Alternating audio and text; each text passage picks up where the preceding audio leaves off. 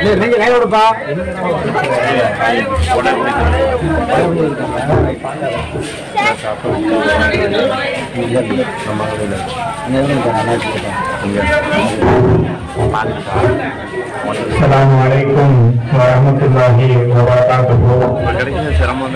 Popular front of இந்தியாவின் சார்பாக மிக எழுச்சியோடு நடைபெற்றுக் கொண்டிருக்கக்கூடிய இந்த மக்கள் சங்கத்தினுடைய கூட்டத்தினுடைய தலைவர் மரியாதைக்குரிய ஜாவித் அவர்களே, இந்த நிகழ்ச்சியிலே முன்னிலை வைத்துக் கொண்டிருக்கக்கூடிய பாப்புலர் ஃப்ரண்ட் ஆஃப் இந்தியாவுடைய மாவட்ட தலைவர் மரியாதைக்குரிய ஹாஜா அலாவுதீன் அவர்களே, சிறப்பு நிகழ்ச்சி செய்திருக்கக்கூடிய பாப்புலர் ஃப்ரண்ட் ஆஃப் இந்தியாவுடைய மாநில பொதுச் செயலாளர் மரியாதைக்குரிய முஹைதீன் அப்துல் காதர் அவர்களே, மற்றொரு சிறப்பு நிகழ்ச்சி இருக்கக்கூடிய கேம்பஸ் ஃப்ரண்ட் ஆஃப் இந்தியாவுடைய மாநில பொருளாளர் சகோதரர் சர்வத் ரஃபீக் அவர்களே, மற்றொரு சிறப்பு நிகழ்ச்சி செய்திருக்கக்கூடிய விமன்ஸ் இந்தியா மூவ்மெண்டினுடைய மாநில பேச்சாளர் சகோதரி நஸ்ரத் அவர்களே, இந்த நிகழ்ச்சியை முன்னிலை வைத்துக் கொண்டிருக்கக்கூடிய சகோதரர்களே, சகோதரிகளே, ஜமாத்தார்களே, பெரியோர்களே, தாய்மார்களே, நம் அனைவரின் மீதும் அந்த ஏக இறைவனின் சாந்தியும் சமாதானமும் என்றென்றும் நின்று நடத்துமாக என்று பிரார்த்தனை செய்தவனாக என்னுடைய உரையை நான் ஆரம்பம் செய்கின்றேன். இப்படிப்பட்ட நிகழ்ச்சியை ஏற்பாடு செய்த பாப்புலர் ஃப்ரண்ட் ஆஃப் இந்தியாவுடைய அதிரை நகர நிர்வாகிகளுக்கு பாப்புலர் ஃப்ரண்ட் ஆஃப் இந்தியாவுடைய மண்டல தலைவர் என்ற அடிப்படையிலே மனமார்ந்த வாழ்த்துக்களை நாங்கள் இந்த நேரத்திலே தெரிவித்துக் கொள்கின்றோம்.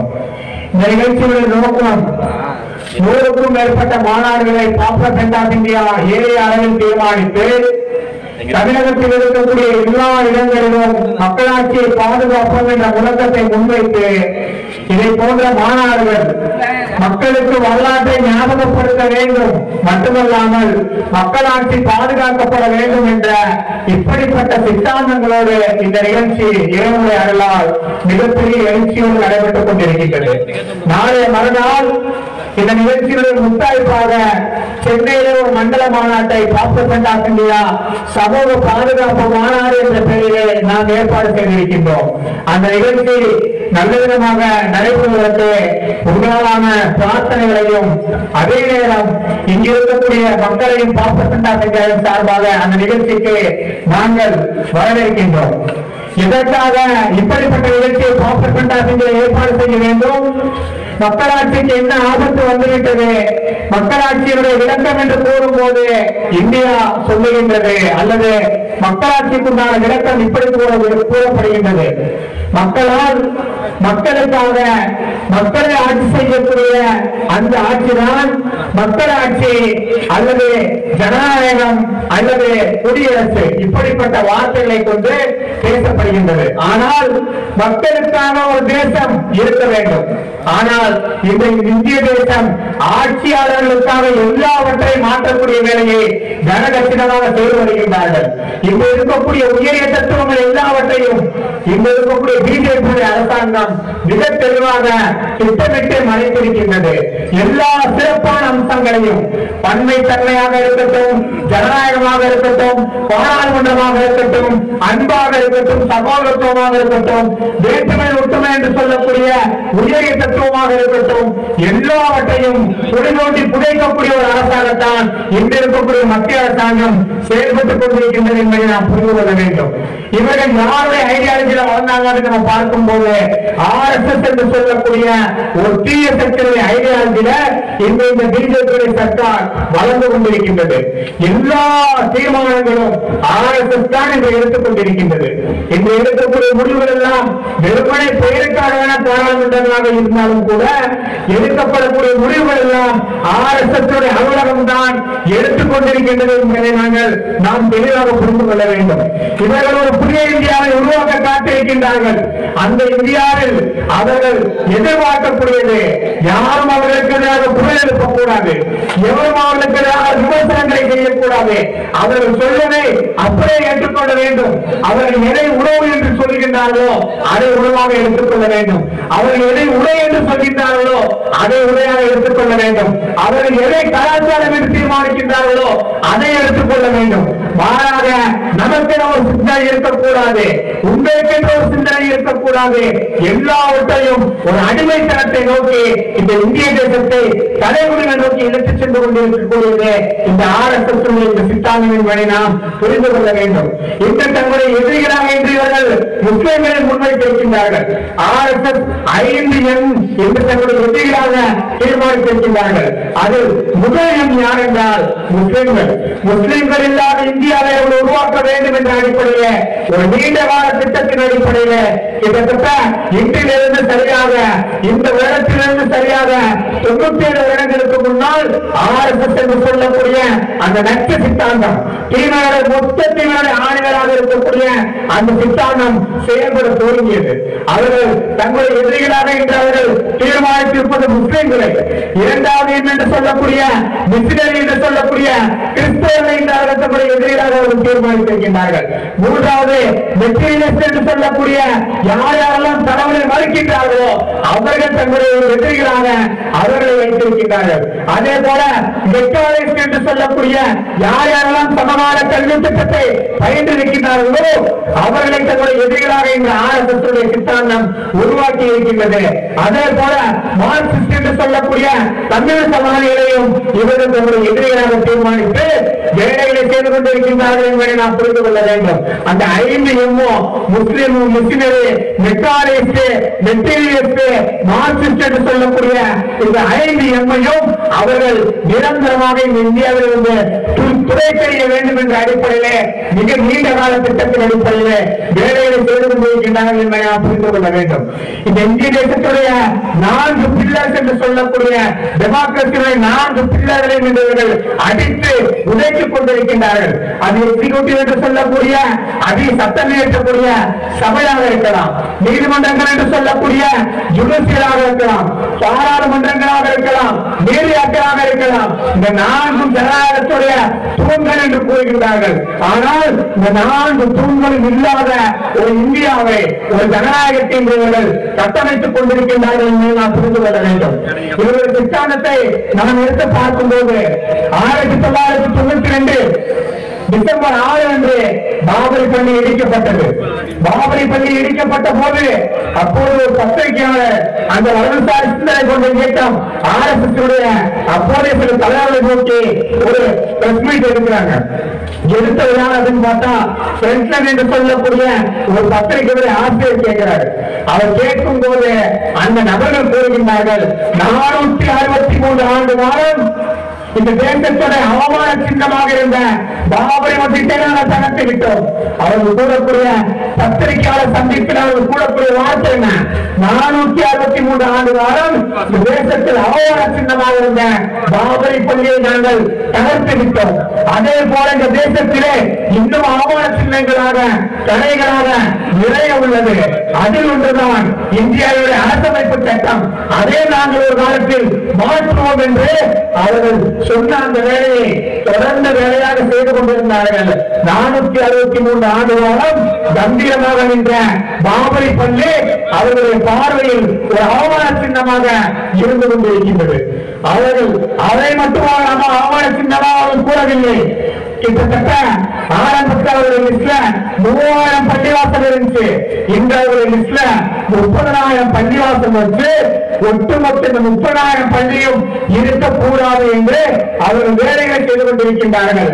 அன்று சில நபர்கள் நம்முடைய சமூகத்தில் சில நபர்கள் கேட்டாங்கல்ல, ஒரே ஒரு பாபரி பள்ளி தானே, விட்டு கொடுத்துட்டு போயிடலாமே, சமாதானத்தை நோக்கி போயிடலாமே என்று கேட்ட அந்த நபர்கள் எல்லாம் இன்று தங்களுடைய முகத்தை எங்கே வைத்துக் கொள்வார்கள்? அவருடைய பட்டியலில் ஒரு பள்ளிவாசல் இல்லை, கிட்டத்தட்ட 30,000 பள்ளிவாசல் அவருடைய பட்டியலில் இருக்கின்றது. இஸ்லாமியுடைய கலாச்சாரமாக இருக்கக்கூடிய எல்லாவற்றையும் வைத்தவர்கள் பிரச்சனை செய்து கொண்டிருக்கின்றார்கள். பள்ளிவாசலை வைத்து, வினாக்களை வைத்து, பாது சொல்லக்கூடியதை வைத்து, ஹலால் இறைச்சியை வைத்து, ஹிஜாபை வைத்து இஸ்லாமியர்கள் எதையெல்லாம் தங்களுடைய கலாச்சாரமாக கூறுவார்களோ அவை அனைத்தையுமே வைக்கின்றார்கள், பிரச்சனையாக செய்து கொண்டிருக்கின்றார்கள் என்பதை நாம் புரிந்து கொள்ள வேண்டும். அவர்களுடைய பார்வையிலே அவமான சின்னமாக இருப்பது இதை போன்ற மஸ்ஜிதுகள் மட்டுமல்ல, அம்பேத்கர் எழுதிய அரசமைப்பு சட்டத்தை என்று அவர்கள் மாற்ற வேண்டும் என்ற அடிப்படையிலே மிக தெளிவாக வேலைகளை செய்து கொண்டிருக்கின்றார்கள் என்பதை நாம் புரிந்து கொள்ள வேண்டும். அவருடைய ஐடியாலஜி 2028 இந்தியாவை இந்து ராஷ்டிராவாக நாம் டிக்ளேர் செய்யணும். அந்த இந்து ராஷ்டிரா டிக்ளேர் ஆன பிறகு இந்தியாவில் இருக்கக்கூடிய அரசமைப்பு சட்டத்தை நாங்கள் மாற்றிவிட்டு எங்களுக்கு ஒரு சட்டமாக இருக்கக்கூடிய குருஜி கோல்வாக்கர் எழுதிய அந்த சட்டத்தை பன்சா தாஸ் என்று சொல்லக்கூடிய சிந்தனை சொத்துக்கள் அந்த புத்தகத்தில் என்னென்னலாம் இந்த இந்துத்துவ சித்தாந்தமாக இந்துத்துவ ஆதியோட சித்தாந்தமாக கூறப்பட்டிருக்கின்றதோ அவர் அனைத்துமே நடைமுறைக்கு வரும் என்று அவருடைய செயல் திட்டத்தில் வைத்திருக்கிறார்கள் என்பதை நாம் புரிந்து கொள்ள வேண்டும். 1992 பாபரி பள்ளி இடிக்கப்பட்ட பிறகு இந்த சம்பவங்கள் நடந்துச்சு. 1993 உத்தரப்பிரதேசத்துல சட்டமன்ற தேர்தல் வந்து தேர்தல் வரும்போது படுதோல்வி பிஜேபி அடைந்து அப்போதும் அந்த எடிட்டர் சென்ட்ரலுடைய எடிட்டர் போய் அதே நபரை பார்த்து கேட்கின்றார், இப்போது நீங்கள் என்ன சொல்ல இருக்கின்றீர்கள் என்று கேட்கும் போது வேலை நடந்து கொண்டிருக்கின்றது. அவர் கூறிய வார்த்தை என்ன? அந்த தலைவர் கூறிய வார்த்தை காம் ஜாரகாக வேலை நடந்து கொண்டிருக்கின்றது என்று அப்போதும் அவர் கூறினார்கள் என்பதை நாம் புரிந்து கொள்ள வேண்டும். 1993 டிசம்பர் 6 பாபரி பள்ளி இடித்த ஒரு வருடத்துடைய கொண்டாட்டமான ஒரு நிகழ்ச்சி நடைபெறுகின்றது. அந்த நிகழ்ச்சியிலே அந்த நிகழ்ச்சி பொதுக்கூட்டத்திலே பின்னாடி வைக்கக்கூடிய அந்த பேக்ராப் பலகையிலே ராமர் சிலை, சீதை சிலை, இது மட்டுமல்லாமல் அம்பேத்கருடைய உருவம் குறித்த சிலையும் அந்த பிளக்ஸி போர்ட்ல இடம்பெற செய்தார்கள். என்ன அர்த்தம்? நாங்கள் எதிர்காலத்தில் அம்பேத்கரை நாங்கள் உருவாக்கிக் கொள்வோம் என்று 1993 டிசம்பர் 6 பாபரி பள்ளி இடித்து சரியான ஒரு வருடத்திலே வெற்றி கொண்டாட்டம் என்ற பெயரிலே அவர்கள் கொண்டாடும் போது அவர்கள் எடுத்த அஜெண்டா அவர்கள் சொல்லும் போது அப்போதும் அவர்கள் கூறினார்கள் தாம் ஜாரகாக வேலை நடந்து கொண்டிருக்கின்றது என்று அவர்கள் கூறினார்கள். 2002 குஜராத் கலவரத்திற்கு பிறகு அப்போதும் அதே நபர் போய் ஒரு மைக் ஒரு பிரஸ் மீட் கேட்கிறாங்க. அதே நபர் சொல்றார், ஆச்சாரியன் சொல்லக்கூடிய நபர் தாம் ஜாரகாக வேலை நடந்து கொண்டிருக்கின்றது என்று 92 என்ன வார்த்தை கூறினார்களோ 93 என்ன வார்த்தை கூறினார்களோ அதே வார்த்தை தான் 2002 கூறினார்கள். 2014 பிஜேபி பெரும்பான்மை இடத்தில் ஆட்சியை பிடித்து மோடி அவர்கள் பிரதம மந்திரியாக பொறுப்பேற்கக்கூடிய அந்த நேரத்தில் அவர் இறந்து வருகின்றார். அவருடைய மகன் போய் அதே ஆசிரியர் சென்ட்ரலுடைய ஆசிரியர் வந்து கேட்கிறாரு. அந்த ஆச்சாரிய அவருடைய மகனை பார்த்து கேட்கிறாரு, இப்போது நீங்கள் என்ன சொல்ல இருக்கின்றீர்கள் என்று கூறும்போது தாம் ஜாரகாக வேலை நடந்து கொண்டிருக்கின்றது என்று தெளிவாக கூறினார்கள். அப்போது வெறுமனை சொல்லக்கூடிய நபர்கள் மட்டும் அவர்கள் கிடையாது, செயல்படுத்தி காட்டக்கூடிய நபர்கள் என்பதை நாம் புரிந்து கொள்ள வேண்டும்.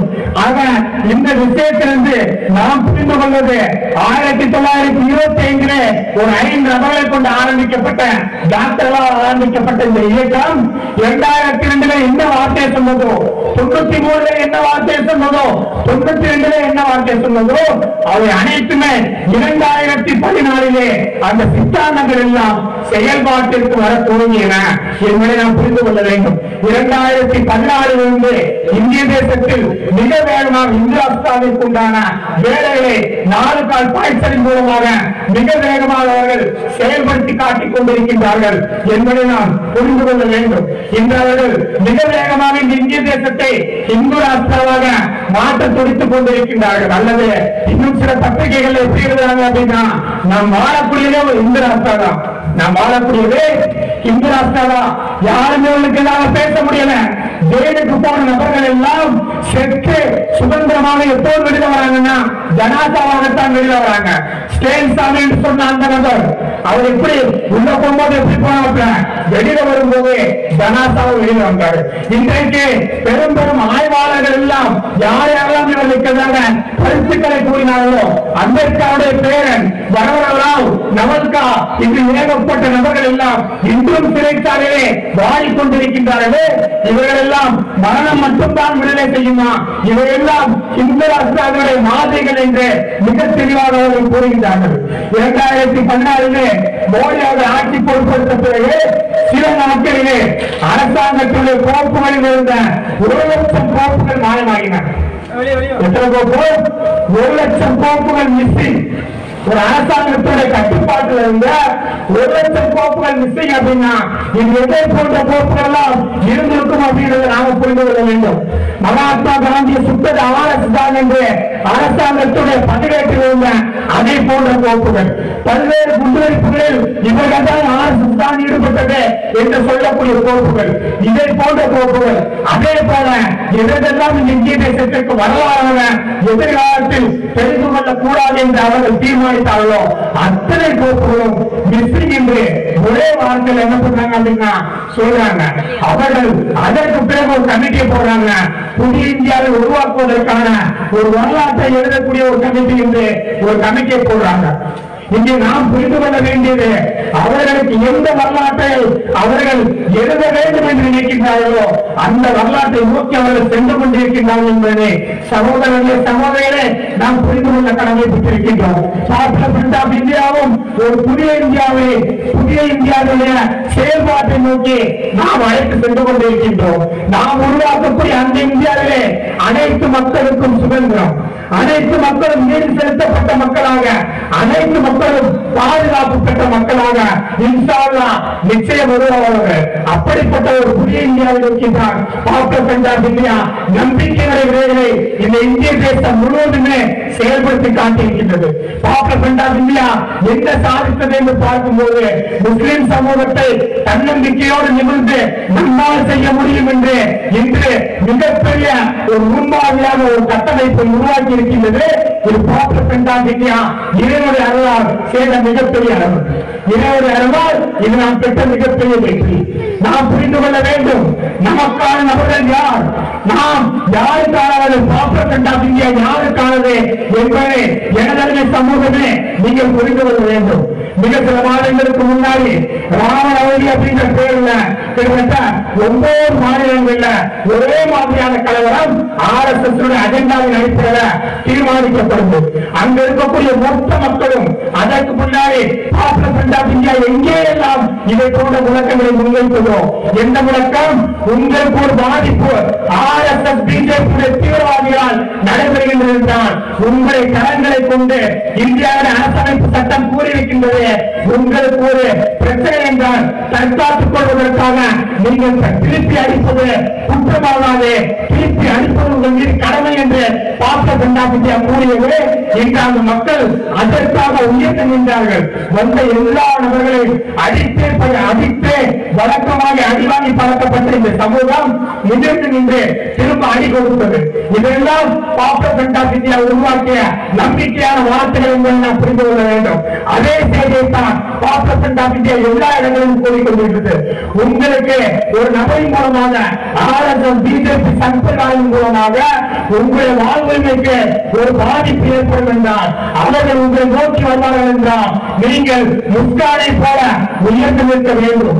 உங்களுடைய உயிரை பாதுகாத்துக் கொள்ள நீங்கள் அடித்தால் திரும்ப அடிக்க வேண்டும் என்பதுதான் பாப்புலர் ஆஃப் இந்தியா சொல்லக்கூடிய அழுத்தமான செய்தி என்பதை நாங்கள் இந்த நேரத்தில் பதிவு செய்து கொள்கின்றோம். இந்த இந்திய தேசத்துடைய பில்லர்ஸ் என்று சொல்லக்கூடிய அதிகார வர்க்கம் என்று ஊடகமாக மாறிவிட்டது. சட்டம் இயற்றக்கூடிய சபைகள் என்று இன்று வெறும் கண்துடைப்புக்காக நடத்தப்பட்டுக் கொண்டிருக்கின்றது. நீதித்துறைகள் எல்லாம் அவர்கள் என்ன எதிர்பார்க்கின்றார்களோ அதைத்தான் நீதியாக தீர்ப்பாக வழங்கிக் கொண்டிருக்கின்றது. நீதியாக்களும் அதை போன்றுதான். இன்று அதிகார வர்க்கம் அரச பயங்கரவாதத்தின் உதவியோடு பல்வேறு இடங்களில் கலவரங்களை ஏற்படுத்திக் கொண்டிருக்கின்றார்கள். மக்களுடைய உயிரை மிக கிளைக்கிளைகளை போன்றவர்கள் செயல்படுத்திக் கொண்டிருக்கின்றார்கள். அதிகார வர்க்கத்திற்கு கீழ் இருக்கக்கூடிய எல்லா விசாரணை அமைப்புகளும் என்ஐஏவாக இருக்கட்டும், சிபிஐயாக இருக்கட்டும், அல்லது இடி என்று சொல்லக்கூடிய அமலாக்கத்துறையாக இருக்கட்டும், வருமான வரித்துறையாக இருக்கட்டும், இது எல்லாமே எப்படி மாறி இருக்கின்றன என்றால் இவர்களுடைய ஒரு துணை அமைப்பை போல, RSS ஒரு துணை அமைப்பை போல மாறி இருக்கின்றது என்பதை நாம் புரிந்து கொள்ள வேண்டும். சட்டம் இயற்றக்கூடிய சபைகளிலே எப்படி நடைபெற்றுக் கொண்டிருக்கின்றது? காஷ்மீர் என்று சொல்லக்கூடிய மாநிலத்தை 2ஆக பிரிக்க வேண்டும், 3ஆக பிரிக்க வேண்டும் என்ற அடிப்படையில் பிரித்து ஒரு மாநிலத்திற்கு அவர்களுக்கு கொடுக்கப்படக்கூடிய எந்த உரிமையும் கொடுக்கப்படாம ஒரு அரை மணி நேரம் 1 மணி நேரத்தை ஒரு மிகப்பெரிய ஒரு மாநிலமாக முஸ்லிம் மக்கள் தொகையில அதிகமாக இருந்த மாநிலத்தில் முஸ்லிம்கள் அதிகமாக இருந்தால்தான் அந்த உரிமையை கொடுக்க வேண்டும் என்ற அடிப்படையில் RSS ஐடியாலஜின் அடிப்படையில் அந்த பாராளுமன்றத்துல பெரிய அளவுக்கு எந்த விதமான விவாதங்களும் இல்லாமல் காஷ்மீர் பிரிக்கப்பட்டதா இல்லையா, அதற்கு மாநில அந்தஸ்திலிருந்து யூனியன் பிரதேசமாக மாற்றப்பட்டதா இல்லையா, இவையெல்லாம் இன்று இப்படிப்பட்ட ஒரு நிலை நோக்கி சென்று கொண்டிருக்கின்றது என்பதை நாம் புரிந்து கொள்ள வேண்டும். நீதித்துறை இன்றைக்கு எப்படி செயலாற்றிக் கொண்டிருக்கின்றது? பாபரி விஷயத்திலே நீதிமன்றம் கொடுத்த தீர்ப்பு என்ன? அப்சல் குரு விஷயத்திலே நீதிமன்றம் சொன்ன வார்த்தை என்ன? அப்சல் குரு விஷயத்திலே நீதிமன்றம் சொல்லுது, அவர் நேரடியாக பாராளுமன்ற தாக்குதலில் ஈடுபட்டால் உண்டாவதற்கான எந்த ஆதாரமும் இல்லை, அவர்தான் செய்தால் உண்டாவதற்கான எந்த விதமான சாட்சியும் இல்லை. இருந்தாலும் பெரும்பான்மையான இந்துக்களை கூட்டு மனசாட்சியை திருப்திப்படுத்துவதற்காக நாங்கள் அப்சல் குருவிற்கு மரண தண்டனை கொடுக்கின்றோம் என்று கூறினார்களே, நீதித்துறை இப்படிப்பட்ட நிலைமைக்குத்தான் சென்று கொண்டிருக்கின்றது. ஹிஜாபுரை விஷயத்துல அண்டை மாநிலமாக இருக்கக்கூடிய கர்நாடகாவிலே ஹிஜாபுரை விஷயத்துல என்ன தீர்ப்பை நீதிமன்றம் கொடுத்தது? மொத்த மாணவர்களுடைய அந்த பள்ளிகளுடைய வாழ்வை வந்து சூரியமாக்கியதை தவிர நீதிமன்றம் எந்த ஒரு முன்னேற்றமும் செய்யவில்லை என்பதை நாம் புரிந்து கொள்ள வேண்டும். அதே போல இஸ்லாமிய பெண்கள் இந்த சமூகத்தில் யார் யாரெல்லாம் பாதிக்கப்படுகிறார்களோ அவர்களுக்காக குரல் எழுப்பக்கூடிய நபர்கள் எல்லாம் பெண்கள் யார் யாரெல்லாம் களத்திற்கு வருகின்றார்களோ அவர்களுக்காக அவர்களை ஏலம் பெறக்கூடிய விதமாக RSS ஐடியாலஜியின் அடிப்படையில் சொல்லக்கூடிய 2 அப்ளிகேஷன் என்ன பண்ணுது அப்படின்னா, இந்த பெண்ண இந்த இரவுக்கு இவ்வளவுக்கு நீங்கள் ஏலத்திற்கு எடுத்துவிடலாம் என்று அவருடைய புகைப்படத்தை போட்டு பார்க்கும் போது அவர் குற்றவாளி கொண்டு நீதிபதிக்கு முன்வைக்கும் போது நீதிபதி சொன்ன வார்த்தை என்ன தெரியுமா? இவரெல்லாம் முதல் தலைமுறை குற்றவாளிகள், இவர்களுக்கு எதிர்காலம் ஒன்று இருக்கின்றது. யார் சொல்றது? நீதிபதி சொல்றது இவர்களுக்கு எதிர்காலம் ஒன்று இருக்கின்றது. முதல் தலைமுறை குற்றவாளிகள் பண்ணியிருக்காங்க அப்படின்ட்டு அவர்களுக்கு மிக வேகமாக வேலை கொடுத்தது தவிர இந்த நீதிமன்றங்கள் ஒன்றும் செய்யவில்லை. ஆக நீதித்துறை கொஞ்சம் கொஞ்சமாக இன்று கலாவிமயமாக மாற்றப்பட்டுக் கொண்டிருக்கின்றது என்பதை நாம் புரிந்து கொள்ள வேண்டும்.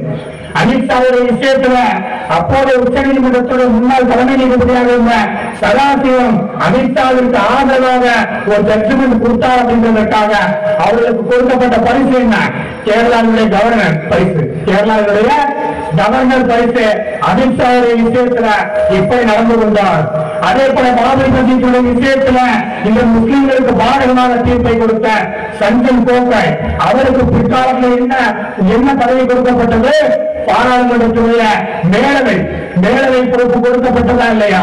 இன்று இப்படிப்பட்ட நிலையை நோக்கித்தான் நீதிமன்றங்கள் நகர்ந்து கொண்டிருக்கின்றன என்பதை நாம் புரிந்து கொள்ள வேண்டும். இன்று நீதிமன்றங்களுடைய கைப்பகையாக மாறி இருக்கின்றது என்ற குற்றச்சாட்டை நாம் முன்வைக்கின்றோம். அதே போல ஊடகங்கள், இந்த ஊடகங்கள் எல்லாம் இன்று எதை விவாதமாக நடத்த வேண்டுமோ அதெல்லாம் விவாதமாக நடத்தப்படுவது கிடையாது. இன்னைக்கு வந்து மோடி மயிலுக்கு இடம் போட்டாரு, ஒரு டிவியை போட்டோம்னா அது ஒரு கிளாஸ் மிஸ் என்ன பண்ணுது, மாறிக்கொண்டிருக்கின்றது. ஊடகங்கள் நடத்தப்பட வேண்டிய விவாதமானது இந்தியாவினுடைய கட்டமைப்பை பலப்படுத்துவதற்கு ஊடகங்கள் ஒரு தூளாக செயல்பட வேண்டும். ஆனால் நடந்து கொண்டிருக்கின்றது அதெல்லாம் எதுவுமே இல்லை அப்படின்னு சொல்லக்கூடிய நிலையைத்தான் நாம் சகோதரிகளே நாம் பார்த்துக் கொண்டிருக்கின்றோம் என்பதன் மூலமாக நாம் புரிந்து கொள்ள வேண்டும். RSS தங்களுடைய செயல் திட்டத்தை அடைவதற்காக அவர்கள் 4 வழிமுறைகளை அவர்கள் தங்களுடைய இலக்காக வைத்திருக்கின்றார்கள், தங்களுடைய வழிமுறையாக வைத்திருக்கின்றார்கள்.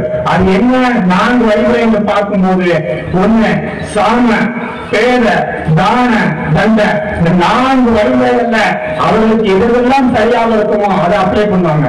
அது என்ன? சாம சமாதானத்தின் மூலமாக அவங்க என்ன பண்ணுவாங்க? தேவைப்படக்கூடிய எல்லா வேலைகளும் அவர்கள் செய்வார்கள். நீ பாபரி மஸ்ஜித் விஷயத்துல ஜட்ஜ்மெண்ட் வருவதற்கு முன்னாடி ஒரு 3 குழு என்ன பண்றாங்க? சமாதான பேச்சுவார்த்தைக்கு அவங்க என்ன பண்றாங்க அப்படின்னா போட்டார்கள். ஆக அவருடைய ஐடியாலஜி அடையணும், அவருடைய செயல் திட்டத்தை அடைய வேண்டும் என்றால் சமாதானத்தை அவர்கள் கையில் ஆயுதமாக எடுப்பார்கள். வேலை என்று சொல்லக்கூடிய சதியின் மூலமாக, சூழ்ச்சியின் மூலமாக இதையெல்லாம் அடைய முடியுமோ அவற்றையும் அவர்கள் செய்வார்கள். சூழ்ச்சியின் மூலமாக நாம் பார்க்கும்போது முஸ்லிம்களுக்கு எதிராக ஒரு மிகப்பெரிய சூழ்ச்சியின் அவர்கள் விட்டு வேலைகளை பார்த்துக் கொண்டிருக்கின்றார்கள். எங்கேயாவது இஸ்லாமியர்கள் எங்கேயாவது காதல் பண்ணார் அப்படின்னா லவ் ஜிஹாத் என்று சொல்லக்கூடிய பொய் பிரச்சாரத்தில் ஈடுபடுவார்கள். முஸ்லிம்களுக்கு காசு கொடுத்து இடம் வாங்கினாங்க அப்படின்னா அதற்கு பேர் என்னது? லேண்ட் ஜிஹாத். கொஞ்சம் தொழிலுக்காக வியாபாரத்துக்காக மெகந்தி போட்டாங்க அப்படின்னா அதற்கு பேர் என்னது? மெகந்தி ஜிஹாத். கொஞ்சம் ஒரு உணவு பழக்க வழக்கத்தின் மூலமா பிரியாணி கொடுத்தாரு அப்படின்னா பிரியாணி செய்வார். இன்றைக்கு ஜிஹாதுக்கு உண்டான தவறான விளக்கங்கள் எல்லாம் சூழ்ச்சியாக இன்னைக்கு மாற்றப்பட்டுக் கொண்டிருக்கின்றன. லவ் ஜிஹாத் என்ற ஒன்று இல்லவே இல்லை என்று கேரளாவுடைய உயர் நீதிமன்றம் அவ்வளவு ஆணைத்தரமாக சொல்லியிருக்கு. கேரளாவில் வழக்கு வரும்போது அங்க இருக்கக்கூடிய நீதிமன்றம் சொல்லுது லவ் ஜிஹாத் என்று ஒன்று இருக்கின்றதா இல்லையா என்று ஒரு புதுவை போட்டு எங்களுக்கு உண்மை நிலை என்னன்றதை நீங்க சொல்லணும் அப்படின்ட்டு நீதிமன்றம் தெளிவாக சொன்ன பிறகு அவங்க களத்துக்கு போய் ஆய்வு செஞ்சு நீதிபதிகளுக்கு முன்னாடி இருக்கிறாங்க. நீதிபதிகளுக்கு முன்னாடி வைக்கும்போது அந்த அரசு அதிகாரிகள் சொல்றாங்க ஒருபோது இந்த லவ் ஜிஹாத் என்னது இல்லவே இல்லை. அப்படிப்பட்ட ஒரு நிலையே கேரளாவில் இல்லை. ஆனா அப்படிப்பட்ட பிரச்சாரத்தை வைத்து எங்கே எல்லாம் முஸ்லிம்களை அடித்துக் கொள்ள முடியுமோ, எங்கே எல்லாம் துன்புறுத்த முடியுமோ அவை எல்லாமே நடந்து கொண்டிருக்கின்றது என்பதை நாம் புரிந்து கொள்ள வேண்டும். அதே போல தான அன்பளிப்பின் மூலமாக தாங்கள் எதிர்பார்த்த எல்லா காரியத்திலும் நினைவு அப்படின்னு பாத்தீங்கன்னா செய்வார்கள் அப்படின்ற சம்பவத்தை நாம புரிந்து கொள்ள வேண்டும். இந்த நீதிபதிகளுக்கு அவர் கொடுத்தது எல்லாமே என்னதான் அன்பளிப்பு தான். யார் அதிகமான வெறுப்பு பேச்சுக்கள் பேசுறாங்களோ அவர்களுக்கு அன்பளிப்புகள் தான் கொடுக்கப்படும். நமக்கு நீங்க நல்லா நோட் பண்ணி பாருங்க. எதிர்காலத்தை இன்றைக்கு இறை தூதர்களுடைய மேல் கலங்கத்தை நிலைத்த நுபுர் சர்மாவிற்கு அதிகப்படியான பதவிகளை கொடுக்கப்படாது நீங்க பாருங்க. ஏன்னா இவர்கள் இப்படி உருவாக்கப்பட்ட சித்தாந்தம் தான். யாரெல்லாம் இவர்களுக்கு ஆதரவாக இருக்கிறார்களோ அவர்களுக்கு அன்பளிப்பின் மூலமாக எங்களெல்லாம் அதிகமாக கொடுக்க முடியுமோ எல்லாவற்றையும் செய்து கொண்டிருக்கின்றார்கள் என்பதை நாம் புரிந்து கொள்ள வேண்டும். இந்த மண்டலத்தை பொறுத்தவரை சில முஸ்லிம் வாணிபர்களை அவங்க என்ன பண்றாங்க அப்ரோச் பண்றாங்க. பிஜேபியுடைய ஒரு வணிகர் பிரிவு என்ன பண்றது அப்படின்னா அப்ரோச் பண்ணுங்க, உங்களுடைய பிரச்சனைக்கு நாங்க தீர்வு கொடுக்கிறோம், நீங்க பிஜேபி ஜாயின் பண்ணுங்க அப்படின்ட்டு சில வாணிபர்கள் என்ன பண்றாங்க அப்படின்னா முஸ்லிம் வாணிபர்களை பிக்ஸாஸ் அவங்க என்ன பண்றாங்க அப்படின்னா வகுப்படுகிறாங்க. உங்களுக்கு இருக்கக்கூடிய எல்லா பிரச்சனையும் என்ன பண்றோம் தீர்வை கொடுக்கின்றோம் என்று சில இடங்களில் அதை போன்ற நிகழ்வுகள் நடந்து கொண்டிருக்கின்றது. நாங்கள் தெளிவாக இந்த கூட்டத்தின் வாயிலாக சொல்லிக் கொள்கின்றோம். உங்களுக்கு நீங்கள் நெருப்பை வைத்துக் கொள்வீர்களா, உங்களுக்கு நீங்கள் குளிர் நோண்டிக் கொள்வீர்களா, உங்களுடைய மொத்த வாழ்க்கையுமே இன்மை வாழ்க்கையும் அது சூரியமாக மாறிவிடும், மறுமை வாழ்க்கை மிகப்பெரிய தோல்வியில் அடைந்துவிடும் என்பதை இப்படிப்பட்ட வேலைகளாக அப்படிப்பட்ட மனிதர்களுக்கு நாங்கள் எச்சரிக்கையாக நாங்கள் கூறிக்கொள்கின்றோம். பிஜேபியை பலப்படுத்துவது, RSS பலப்படுத்துவது இந்திய தேசத்தினுடைய அந்த ஒட்டுமொத்த விஷயத்திற்குள்ளான அழிவை நோக்கித்தான் செல்லுமே தவிர எந்த முன்னேற்றமும் ஏற்படாது என்பதை இந்த நேரத்தில் நாங்கள் கூறிக்கொள்கின்றோம். அதே போல அவருடைய 4வது வழிமுறையாக இருக்கக்கூடிய தண்டனை இன்றைக்கு யாரெல்லாம் அவர்களுக்கு எதிராக பேசுகின்றார்களோ துப்பாக்கி குண்டுகள் அவர்களுக்கு பரிசாக கொடுக்கப்பட்டுக் கொண்டிருக்கின்றன என்பதை நாம் புரிந்து கொள்ள வேண்டும். யாரெல்லாம் இவர்களுக்கு எதிராக தங்களுடைய கருத்துக்களை பேசினார்களோ அவர் கௌரி லங்கேஷாக இருக்கட்டும், நரேந்திர தகோல்கராக இருக்கட்டும், பன்சாராக இருக்கட்டும், அல்லது இவருடைய ஐடியாலஜி இந்து முஸ்லிம்களை ஒருங்கிணைக்கக்கூடிய வேலையில ஆரம்பத்தில் ஈடுபட்ட தேசத்திலே தந்தை என்று சொல்லக்கூடிய மகாத்மா காந்தி உட்பட இவருடைய துப்பாக்கி போராட்டங்களுக்கு இரையாகினார்கள் என்பதை நாம் புரிந்து கொள்ள வேண்டும். இப்போது செய்வது யாரு? தர்ம சன்ஸ்தான் என்று சொல்லக்கூடிய அந்த அமைப்புகள் தான் இதை போன்ற துப்பாக்கி கலாச்சாரத்தை கூடுதலாக செயல்படுத்திக் கொண்டிருக்கின்றது. யார் இந்த தர்ம சன்ஸ்தான் அமைப்பு பார்க்கும் போது கடந்த வருடம் டிசம்பருடைய நடுப்பகுதியில ஒரு ஹரித்துவர ஒரு மாநாடு, ஒரு இன்டர் மீட்டிங் நடக்குது. இங்கே யார் ஒரு 100 நபர் 200 நபர் தயாராகிறீங்களோ முஸ்லிம்களை கொள்வதற்கு உங்களுக்கு நாங்க என்ன பண்றோம், இங்க யாரெல்லாம் தயாராகிறீங்களோ இங்கே இருக்கக்கூடிய நபர்கள் தயாரானீங்க அப்படின்னா 20 லட்சம் முஸ்லிம்களை நம்மால் கொள்ள முடியும் என்று இனப்படுவதனுடைய ஒரு பகுதியாக மிக வெளிப்படையாக இப்படிப்பட்ட வெறுப்பு பேச்சுக்களை அவர்கள் பேசினார்கள். அந்த தர்ம சன்ஸ்தான் சொல்லக்கூடிய அமைப்பு கையில தான் இன்றைக்கு துப்பாக்கிகள் மிக சர்வசாதாரணமாக கௌரவத்தை கொண்டிருக்கிறாரு. இதே தர்ம சன்ஸ்தான் என்று சொல்லக்கூடிய இந்த அமைப்பு என்பதை நாம் புரிந்து கொள்ள வேண்டும். ஆக யார் யாரெல்லாம் இவர்களுக்கு பேசுகின்றார்களோ, எழுதுகின்றார்களோ, உண்மையை வெளிக்கொண்டு வருகின்றார்களோ அவர்களுக்கெல்லாம் கொடுக்கப்படக்கூடிய உயர்ந்தபட்ச தண்டனை அவர்களுக்கு துப்பாக்கி தோட்டாக்கள் மூலமாகவும் அல்லது என்ன செய்து சொல்லக்கூடிய தேசிய பாதுகாப்பு சட்டம், யுஏபி என்று சொல்லக்கூடிய சட்டவிரோத நடவடிக்கைகள் தடுப்பு சட்டம், இப்படி ஏராளமான விஷயங்களின் மூலமாக இஸ்லாமிய சமூகத்தையும் மொத்த இந்திய மக்களையும் அச்சுறுத்தி வேலைகளை செய்து கொண்டிருக்கின்றது என்பதை நாம் புரிந்து கொள்ள வேண்டும். இப்படிப்பட்ட இந்த தீய சக்தியை வீழ்த்த முடியாத சக்தியா என்று நாம் பார்க்கும் போது இவர்களை கண்டிப்பாக நம்மால் வீழ்த்த முடியும். ஒரு சீட்டுக்கட்டை போலதான் எவ்வளவு உயரத்தில் அவங்க போனாலுமே அவருடைய வேறு என்பது என்னது? அவர்கள் செய்து கொண்டிருக்கக்கூடிய சாகா, அவர்கள் செய்து கொண்டிருக்கக்கூடிய அந்த கிளை அமைப்பு தான் அவருடைய வேறு என்பதை நாம் புரிந்து கொள்ள வேண்டும். அவர் எவ்வளவு உயரத்தில் போனாலும் ஒரு காலத்தில் கீழே வந்துதான் ஆகணும். காலம் எப்போதும் என்னவாது இப்படி மட்டுமே இருக்காது. எல்லா அபிமானம் உட்பட இப்படித்தான் சோதிக்கப்பட்டார்கள் என்பதை நாம் புரிந்து கொள்ள வேண்டும். இவர்களுக்கு எதிராக இந்த இந்தியாவிலே நம்பிக்கையோடு விளையாடக்கூடிய ஒரு அமைப்பு தான் பாப்புலர் ஃப்ரண்ட் ஆஃப் இந்தியா என்பதை நாம் புரிந்து கொள்ள வேண்டும். பாப்புலர் ஃப்ரண்ட் ஆஃப் இந்தியாவுக்கு எதிராக இன்றைக்கு மிகப்பெரிய சதிவேலைகளை பின்னிக் கொண்டிருக்கிறார்கள்.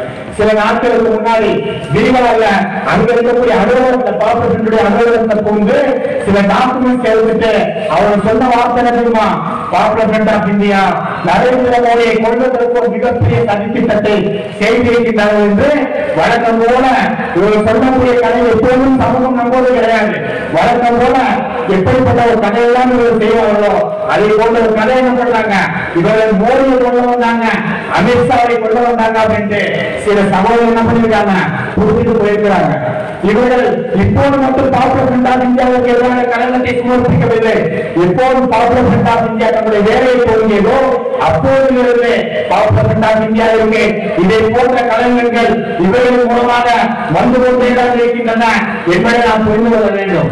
நாம் பெரும்பாலும் கூறிக்கொள்கிறோம், ஒரு தனிநபரை மாற்றுவதன் மூலமாக ஒருபோதும் இந்த சித்தாந்தத்தை நிறைவேற்ற முடியாது. RSS என்று சொல்லக்கூடிய சித்தாந்தம் தான் இந்த தேசத்தினுடைய எதிரி. ஒரு தனிநபரின் எதிரிகள் கிடையாது. ஒரு மூலிகளை இன்னொரு 1000 மூலிகை RSS உருவாக்கி கொண்டு வந்தோம்.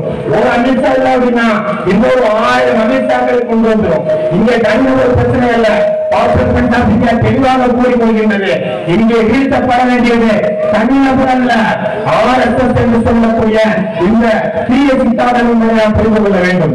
அந்த வழக்கில் SSI இருக்கக்கூடிய ஒரு அதிகாரி கூறுறாரு, பாப்புலர் ஃப்ரண்ட் ஆஃப் இந்தியாவும் RSS-உம் ஒன்று போலதான், அவங்களும் தற்காப்புல ஈடுபடுறாங்க, இவர்களும் தற்காப்புல ஈடுபடுறாங்க என்று அங்கே இருக்கக்கூடிய அதிகாரியாக இருக்கக்கூடிய ஒரு சிங் SSI சொல்லக்கூடிய ஒரு அதிகாரி என்ன பண்றாங்க அப்படின்னா அவர் வந்து சொல்லி காட்டுறாரு, நாங்கள் இந்த கூட்டத்தின் மூலமாக நாங்கள் கூறிக்கொள்கிறோம், நீங்கள் RSS-ஐ பாப்புலர் ஃப்ரண்ட் ஆஃப் இந்தியாவோடு ஒருபோதும் நீங்கள் ஒப்பிடாதீர்கள். RSS-ஐ வேண்டுமானால் நீங்கள் ISIS-ஓடு ஒப்பிடுங்கள். ISIS-ஐ பொறுத்தவரை பாப்புலர் ஃப்ரண்ட் ஆஃப் இந்தியாவோட காரணம் என்ன அப்படின்னா RSS-உம் ISIS-உம் ஒரு நாணயத்துல 2 பக்கங்களை கொண்டதுதான். அவர்களும் கொள்வதற்காக தயாராக இருந்தான், இவர்களும் கொள்வதற்காக பயிற்சிகளை கொடுத்து கொண்டிருப்பார்கள். அவர்களும் மறைமுகமாக வேலை செய்வார்கள், இவர்கள் மறைமுகமாக வேலை செய்வார்கள். ஆக பாப்புலர் ஃப்ரண்ட் ஆஃப் இந்தியாவை ஒருபோதும் நீங்கள் ஒப்பிடாதீர்கள். இந்த தேசத்தினுடைய ஆபத் பாந்தவனாக இறைவனை அருள்வார் என்று நம்பிக்கையான இந்தியா என்று சொல்லக்கூடிய விளையாட்டு மைதானத்திலே Popular front of India SDPI இப்படிப்பட்ட கட்சிகள் அமைப்புகள் தான் நம்பிக்கையோடு விளையாடி கொண்டிருக்கின்றன என்பதை நாம் புரிந்து கொள்ள வேண்டும். நாம புரிஞ்சுக்கலாம், ஏதோ எங்கேயாவது நடக்குது, தமிழ்நாட்டில் ஒரு பிரச்சனை இல்லையே, தமிழ்நாடு அமைதி பூங்கான்னு சொல்லியே இன்னைக்கு தமிழ்நாடு என்ன நாளுக்கு நாள் பிரச்சனை, நாளுக்கு நாள் விவாதம் அதிகமாக கொண்டே இருக்கின்றது. எப்போது திராவிட கட்சிகள் பிஜேபிக்கு சிவப்பு கம்பள வரவேற்பு கொடுத்ததோ அப்போதே என்னது இந்த மண் பெரியார் பண்ணவன் பெரியார் பண்ணவன்ட்டு வாய்க்கு வாய் பேசுவாங்களே, இன்றைக்கு பார்க்கலாம் எல்லா இடங்களிலும் அவருடைய வேலைகள் மிக வீரியமாக நடைபெற்றுக் கொண்டிருக்கின்றது. முஸ்லிம்களை இனப்படுகொலை செய்ய பல்வேறு மாவட்டங்களில் 100 பேர் 150 பேர் அப்படின்ட்டு பல மாவட்டங்கள்ல இதற்குண்டான பயிற்சிகள் எல்லாம் அவர்கள் செய்து முடித்திருக்கின்றார்கள் என்பதை நாம் புரிந்து கொள்ள வேண்டும். அது அப்படிப்பட்ட துவங்குறையாளர்களாக இருக்கலாம், இன்ஷா அல்லாஹ் துவங்குறையால் அவர்களாக இருக்கலாம். அப்படிப்பட்ட ஒரு சூழ்நிலை வரக்கூடாது என்று நாங்கள் மிக தெளிவாக இருக்கின்றோம். ஆனால் அப்படிப்பட்ட ஒரு சூழ்நிலை வந்தால் பாப்புலர் ஃப்ரண்ட் ஆஃப் இந்தியா அனைத்து ஜனநாயக சக்திகளை முன்வைத்து அவர்களுக்கு சரியான செருப்படியை கொடுத்தவர்களுக்கு வெளியாகும் என்பதை இந்த கூட்டத்தின் வாயிலாக நாங்கள் கூறிக்கொள்கிறோம். கொள்கின்றோம். நாங்க இன்னைக்கு தமிழ்நாட்டில் பேசும்போது பல்வேறு அரசியல்வாதிகள் கூறாங்க, பெரியார் பிறந்தமன் தானே, பெரியார் பிறந்தமன் தானே, இங்க என்ன பிரச்சனை வந்துச்சு அப்படின்ட்டு. இதே பேசிய 4 சட்டமன்ற உறுப்பினர்கள் எங்க வந்துட்டாங்க? தமிழ்நாட்டுக்கு வந்துட்டாங்க. பிஜேபியுடைய 4 சட்டமன்ற உறுப்பினர்கள் பெரியார் பிறந்தமன் என்று சொன்ன ஈரோட்டுல மொராக்குறிச்சின்னு சொல்லக்கூடிய ஒரு ஏரியால சரஸ்வதின்னு சொல்லக்கூடிய ஒரு பெண்மணி பிஜேபி சார்பா போட்டிட்டு வின் இருக்காங்களே, இதுக்கு மேலே பெரியார் பிறந்தமன் பெரியார் பிறந்தமன் பெருமை பேசிக்கொண்டு எதற்காக நீங்கள் கலகம் தாக்கிக் கொண்டிருக்கின்றீர்கள் என்று நாங்கள் கேட்க கடமை உண்டு. அதே போல தமிழகத்தை 3ஆக பிரிக்க வேண்டும் என்று அர்ஜுன் சம்பத் அவர்கள் கூறுகின்றார்கள். தமிழகத்தை வடக்காகவும் தெற்காகவும் அதே போல கொங்கு மண்டலமாகவும் 3 மாநிலங்களாக தமிழகம் பிரிக்கப்பட வேண்டும். அவரு அதே ஸ்டேட்மெண்ட் தான் சில தினங்களுக்கு பிறகு நயினார் நாகேந்திரன் பிஜேபியுடைய தமிழகம் 2ஆக பிரிக்கப்பட வேண்டும். அப்போ ஏதோ ஒரு சூழ்ச்சி திட்டமாக இருக்கின்றது என்பதை நாம் புரிந்து கொள்ள வேண்டும். நாம் தெளிவாக கூறுகின்றோம், இந்தியாவிலே ஒரு மாநிலம் பிரிக்கப்பட வேண்டும் என்றால் அது அதற்கு முழு தலைமை உத்தரப்பிரதேசம் தான். இந்தியாவிலே அதிகப்படியான ஜனங்களை கொண்ட மாநிலம் இது உத்தரப்பிரதேசம். 15 கோடிக்கும் மேற்பட்ட மக்கள் உத்தரப்பிரதேசத்துல இருக்காங்க. நீ நிர்வாக ரீதியா பிரிக்கணும் அப்படின்னா உத்தரப்பிரதேசத்துக்கு அதெல்லாம் கலக்க மாட்டாங்க. அவர்கள் சொல்லக்கூடிய தமிழகத்தை நாங்கள் பிரிக்க வேண்டும் என்று அவர்கள் கூறுகின்றார்கள். அதே போல இதே மண்ணில் தான் காந்திய புத்தக கோட்சே என்று சொல்லக்கூடாது என்று அங்கே சில கொங்கு மண்டலத்துல தமிழகத்தில் நடத்த போறாங்க. ஒரு காவல்துறை அதிகாரி போய் வந்து என்ன பண்றாரு, முன்னாடி பிடிக்கிறார். என்ன மண்ல பெரியார் பிறந்த மண் என்று சொன்ன இதே மண்ல தான் காந்திய புத்தக கோட்சே கோட்சே என்ற பேரை நீங்கள் பயன்படுத்தாங்க. பிறகு பயன்படுத்தணும். இதெல்லாம் நாம் கடந்து வந்த சில பாதைகளை நாம் புரிந்து கொள்ள வேண்டும்.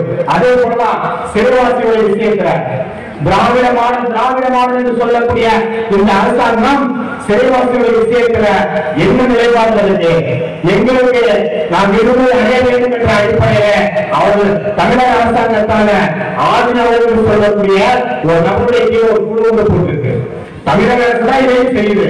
ஆனா உச்ச நீதிமன்றத்தை போய் இவர்களுக்காக ஜாமீன் கேட்கும் போது அவர் சொல்லக்கூடிய வார்த்தை என்ன தெரியுமா? தமிழக அரசு அவர்கள் விடுதலை செய்ய கேட்கும் போது தமிழக அரசு அப்பீடவை பதிவு பண்ணுது எழுத்துப்பூர்வமாக. அவர் 1998 கோவை முன்வைப்பு என்ன மனநிலை இருந்தாங்களோ அதே மனநிலையில் தான் இப்போது இருக்கின்றார்கள். அதை நாங்கள் எதிர்க்கிறோம். அவர்களுக்கு என்ன பண்ணக்கூடாது, கொடுக்க கூடாது அப்படின்ட்டு இன்னொரு ஸ்டாண்டு உச்ச நீதிமன்றத்தில் ஒரு ஸ்டாண்டு நீங்க செய்யறீங்க அப்படின்னா நீங்க யாரை ஏமாற்ற இதை போன்ற கொடுக்கலை நீங்க போட்டுக்கீங்க. கேட்க வேண்டிய கடமை இருக்கின்றது. ஆர்டிகல் 161 என்ன சொல்லுது? எல்லா அமைச்சரவையும் ஒன்று கூடி, தமிழகத்தோட மொத்த அமைச்சரவை ஒன்று கூடி எடுக்கக்கூடிய முடிவுகள் ஆளுநரையும் கட்டுப்படுத்தும். ஆளுநரையும் தமிழக அமைச்சரவை எடுக்கக்கூடிய முடிவு ஆளுநருக்கும் அது பொருந்தும். அதுக்கு சிறப்பாக பண்ணக்கூடாது. ஆளுநர் போய் அனுமதி வாங்கணும்னு அவசியம் இல்லை அப்படின்னு ஆர்டிகல் 161 சொல்லுது. இந்த 161 பயன்படுத்தி இஸ்லாமிய சமூக மக்களுடைய நீண்டகால கோரிக்கையாக இருக்கக்கூடிய இவர்களே நீங்க எழுத மாட்டேங்கிறீங்க. அவர்களுக்கு மாற்று இல்லையா? இதே உங்களுக்கு கிட்டத்தட்ட ஒரு வழக்குல மதுரையில வந்து லீலாவதி சொல்லக்கூடிய ஒரு கம்யூனிஸ்ட் உறுப்பினர் உங்களுடைய உறுப்பினர் திராவிட முன்னேற்ற கழகத்துடைய உறுப்பினர்கள் ஜெயித்து கொண்டார்களே, அவர்கள் செய்த உள்ள இருக்கும் போது அவர்கள் வெளில வரணுன்றதற்காகவே ஒரு அரசாணை ஒரு ஜியோவை பாஸ் பண்றாங்க. 8 வருடம் கடந்த 7 வருடம் கடந்த எல்லா நிலைகளும் வெளியில வரலாம் அப்படின்ட்டு 2008 டிஎம்கேவுடைய அப்போதைய தலைவராக கருணாநிதி தலைமையில ஒரு ஜியோ பாஸ் பண்ணப்பட்டுச்சு. அதே மாதிரி அதிமுக அடுத்து வருது. அதிமுக வரும்போது அவரை சேர்ந்துங்க அவர்கள் தங்களுடைய ஆட்கள் வெளியில வரணும் அப்படின்றதுக்காக யார் இருந்தா தர்மபுரி சொல்லக்கூடிய ஒரு இடத்துல அங்க கல்லூரி மாணவர்கள் சென்ற பஸ்ஸை உயிரோடு தீயிட்டு கொடுக்குறாங்க. எதிராக தீயிட்டு கொடுக்குறாங்க. அதிமுக முன்னாள் பொதுச் செயலாளர் ஜெயலலிதா அவர்கள் குற்றவாளிகள் டிக்ளேர் பண்ணாதைய மொத்த இடமும் கலவரமாக மாறும் என்ற அடிப்படையில ஏடிக்கு ஒரு மிகப்பெரிய கலவரத்தை நடக்குது. ஒரு பஸ்ஸை என்ன பண்றாங்க கொடுக்குறாங்க. பள்ளி மாணவர்கள் என்ன பண்றாங்க இறக்குறாங்க. உள்ள போறாங்க வெளியில வரணுன்றதுக்காக ஜீரோ ஏடிக்கு என்ன பண்ணுது பாஸ் பண்ணுது. அப்போ உங்களோட உள்ள வரணுன்றதுக்காக நீங்க வெளியில வருவதற்கு என்னென்ன அரசாங்கம் எல்லாம் போடுறீங்க. ஆனா கடந்த வருடத்துடைய டிசம்பர் மாசத்துல இதே திராவிட முன்னேற்ற கழகத்துடைய அரசு ஒரு ஜியோ பாஸ் பண்ணிருக்கு. யாரெல்லாம் குண்டுவெடி போலங்களை உள்ள போறாங்களோ, யாரெல்லாம் பயங்கரவாதத்துடைய செயல்பாடுகள் உள்ள போனாங்களோ அவர்களால் என்ன பண்ணக்கூடாது, வெளியில அனுப்புவதற்குண்டான எந்த வாய்ப்பும் இல்லை அப்படின்ட்டு அரசாங்கம் ஒரு ஜியோ பாஸ் பண்ணுது. அப்ப எதுக்கு 6 நாளுக்கு குழு தந்து வைத்திருக்காகவா கேட்பதற்கு கடமைகள் இருக்கிறத? இஸ்லாமிய சமூகம் பள்ளிவாசலில் அரசியல் பேசக்கூடாது என்ற இந்த சமூகம் சொன்ன இந்த சமூகம் திமுக வர வேண்டும் என்பதற்காக நிம்மத ஓட்டு கேட்டவங்க ஓட்டு கேட்டாங்கல்ல, அந்த இஸ்லாமிய சமூகத்திற்கு நீங்க செய்யக்கூடிய மிகப்பெரிய துரோகம். எல்லா விஷயத்தையும் கேட்ட வேண்டியது இதை நம்ம பார்க்கலாம். பார்ப்போம் அப்படின்னு அனுபவம் நடக்குது அப்படின்னா அதற்கு தடை, அனுபவம் அனுமதி கொடுக்க மாட்டோம். ஆனா RSS நடத்துறதுக்கு ஓப்பன். இதே கம்யூனிஸ்டுகள் பாப்பப்பட்டாங்க நடத்திய அந்த அனுபவத்திற்கு பிறகு என்ன பண்ணாங்க, கம்யூனிஸ்டுகள் மதுரையில போடுறாங்க, அவங்களுக்கு நீங்க அனுமதி கொடுப்பீங்க, பாப்பப்பட்டாங்க நீங்க கொடுக்க மாட்டீங்களா? நாளை மறுபடியும் நடக்க இருக்கக்கூடிய மாநாட்டிற்கு கூட இதே போல சமூக பாதுகாப்பு மாநாடு, இதே மக்களாட்சியை பாதுகாப்பு என்ற தீர்வு நடத்தக்கூடிய இந்த மாநாட்டிற்கு இப்போது தமிழக என்ன பண்ணல, காவல்துறையும் அனுமதி கொடுக்கவில்லை என்ற செய்தி வந்து கொண்டிருக்கின்றது. இஸ்லாமிய சமூகம் என்பதனால் உங்களுக்கு திரும்பிக்கிறீர்களாக நீங்கள் செய்து கொண்டிருக்கிறீர்களா என்ற கேட்க வேண்டிய கடமை எங்களுக்கு இருக்கின்றது என்பதை சகோதரர்களே நாங்கள் இந்த நேரத்திலே கூறிக்கொள்கின்றோம். நாங்கள் தெளிவாக கூறுகின்றோம், RSS சித்தாந்தம் என்பது வீழ்த்தப்பட வேண்டியது. அங்கே நடப்பது ஒரு தனிநபர்களை சண்டையோ ஒரு பொருள் சண்டையோ இன சண்டையோ கிடையாது. இங்கே நடப்பது சித்தாந்தத்திற்கு எதிரான ஒரு யுத்தம். இந்த இந்திய தேசத்திலே இறைவனை அனுமதி கொண்டு இந்த மிகப்பெரிய அளவிலே மிக வீரியமான செயல்பாடுகளை இந்த RSS தங்க கொள்ளாதற்கு எதிராக நாம் செயல்படுத்திக் கொண்டிருக்கின்றோம். அதற்காகத்தான் அவருடைய ஒற்றை கலாச்சாரம் அவருடைய இந்து ராஷ்டிரங்களுக்கு இந்தியா தடையாக இருக்கின்றது என்ற காரணத்தினால்தான் அவர்கள் கூறுகின்றார்கள் இந்தியா இப்படிப்பட்ட இயக்கம் அப்படிப்பட்ட இயக்கம் மோடியை கொண்டு வந்தவர்கள் அமித்ஷாவை கொண்டு வந்தவர்கள் என்று விதவிதமான கதைகளை ஒவ்வொரு நாளும் கொண்டு வந்தமாக இப்படிப்பட்ட கதைகளை கட்டிக் கொடுக்கிறோம். இதே போன்ற கதைகளை உருவாக்கி கொண்டே இருக்கின்றார்கள் என்பதை நாம் புரிந்து கொள்ள வேண்டும். நாங்கள் இந்த நேரத்தில் தெரியாத ஒன்றை கூறுகின்றோம், உங்களுக்கு உண்டான தீர்வு உங்களுடைய கைகளில் தான். நாம் யாரையும் நம்பிக்கை பெறுவதும் கிடையாது.